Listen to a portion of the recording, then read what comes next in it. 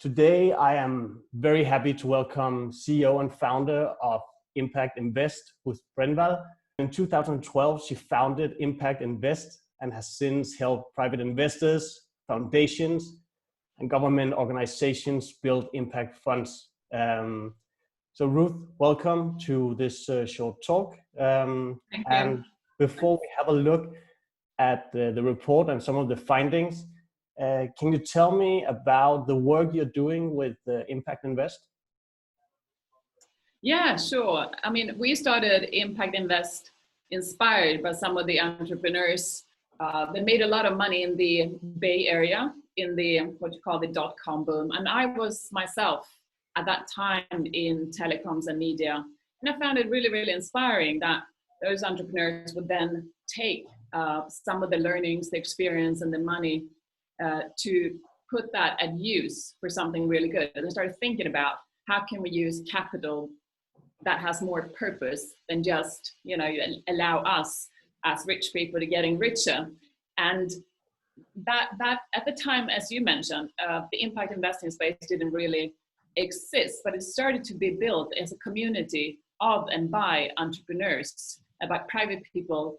And that kind of model really, really inspired us to start thinking about what could we do also in the Nordics. At the time, I was based in London and partly still am.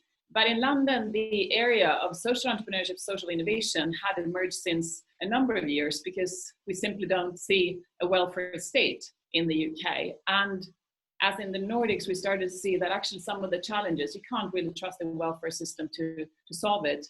Impact Invest was set up with the purpose of building a community of private people, private investors, to look at how can you invest in companies that actually provide solutions to some of these challenges globally, as well as on a regional basis. And that became the starting point that we set it up. It's a bit like an angel network, but we also had the purpose to try to educate the market, to show examples. What does it mean if we put money into something where we can see an economic return, but also see perhaps environmental or social returns on that? After a few years, we also started working more actively with entrepreneurs. So today we have those two sides to the business. I actually want to dive into some of the key findings from this year's report, tackling the 10 biggest myths at play in the impact ecosystem. So one of the key myths here is the belief that impact cannot be measured. And we have learned that more than 60% of the Nordic impact startups do not quantify or communicate impact performance indicators. Do you see this as a big issue for the impact ecosystem as a whole? Yes, of course it is. I was surprised to see that number so high. I think we, in the types of companies and the organizations we come across, this is not as bad. I think it's less, but there is a key point around this that we surely need to address. I think it's very, very strange, because if you believe that you're delivering value by what you are growing and what you're putting your whole energy into, it's very strange that you wouldn't communicate that in a way there where it's clear to investors, to other stakeholders, that you're providing something that is really valuable. So the first thing is, why wouldn't you communicate something that you believe in and that is a key part of your business idea? Then the second part of this, I guess, is the uncertainty around it. And if you're not sure you don't get it right, it's kind of the lack of self-confidence, perhaps, that I need to make sure it's solid and it's correct and so on.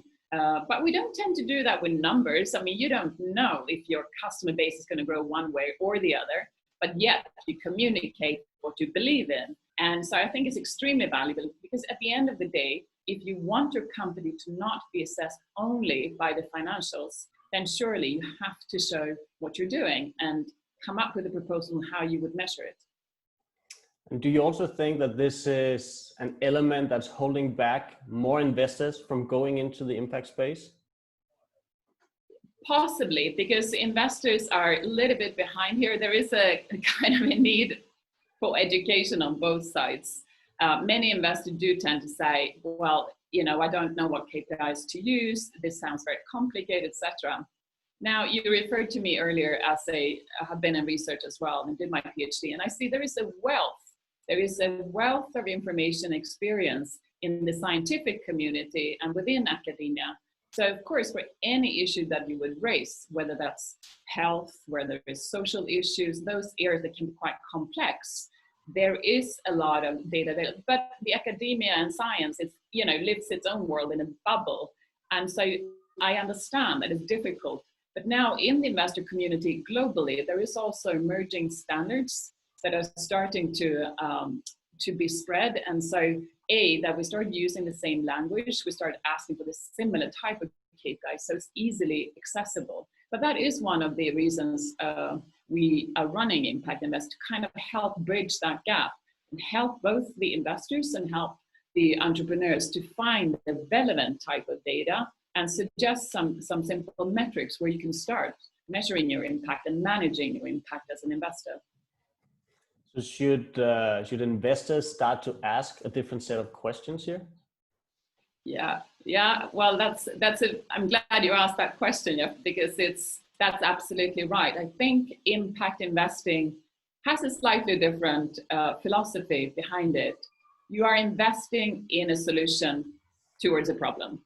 And so your whole conversation has to start right there. Where do you see the problem? How big is the problem? Are you sure the entrepreneur really understands the problem? Many entrepreneurs in this space are very charismatic figures, and sometimes I find that investors are not so diligent when they look at these types of companies. They almost assume that these people and the team and the entrepreneurs, they have good intentions, and therefore the problem area and the solution proposed is the right one. But there is something to be said about digging into that conversation early on and start from there. So I think the conversation where you're looking at a market, actually you don't start by looking at the market and customer problem. You might start with what's the user problem, what's the what you sometimes call beneficiary and so forth. So the conversation is slightly differently to that what you have in a traditional investment. Yes. When looking at it from an investor point of view, does an investor play a different, perhaps more active role, helping to professionalize and mature the space? Right now, what we see in the Nordics is that the investors, especially angels and VC, they do the deals in the same way as you do it with traditional startups. And in England, here in London, where I'm sitting and talking to you right now, they do it slightly differently. They actually fund companies and set up structures that is related and connected directly to the purpose of the company. Let me give you one example. I was part of setting up a fund 2 years ago, which is called the Forward Enterprise Fund. And that loan, in that fund, we give loans to enterprises. And the conditions, for example, the interest and the payback time is connected not to the financial growth of the company, but to the results of impact. So if the company that takes the money and uses the loan can deliver, in this case, job creation for a particular target group, when they reach that target, the interest rate gets dropped. So let's say you have 8% interest rate. If you have achieved the first milestone, the interest rate drops to 7%, and then it can drop to 6%. And eventually, if you are exponentially over your target, you actually get a 20% grant. So you don't have to pay back more than 80% of that loan. And I find there is a number of different models where the funding and the investment into company can be linked more to the social results. Of course, they go hand in hand, the financial and social or environmental results in this case. But it's to put the emphasis on what do we invest in? It's the solution.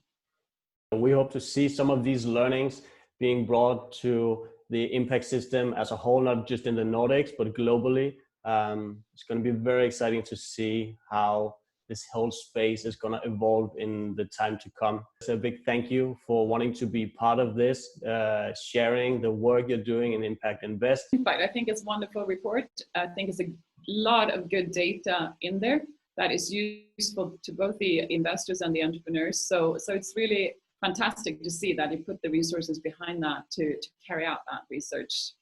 Thank you so much for your time, Ruth, and we'll be in touch very soon. Thanks. Bye.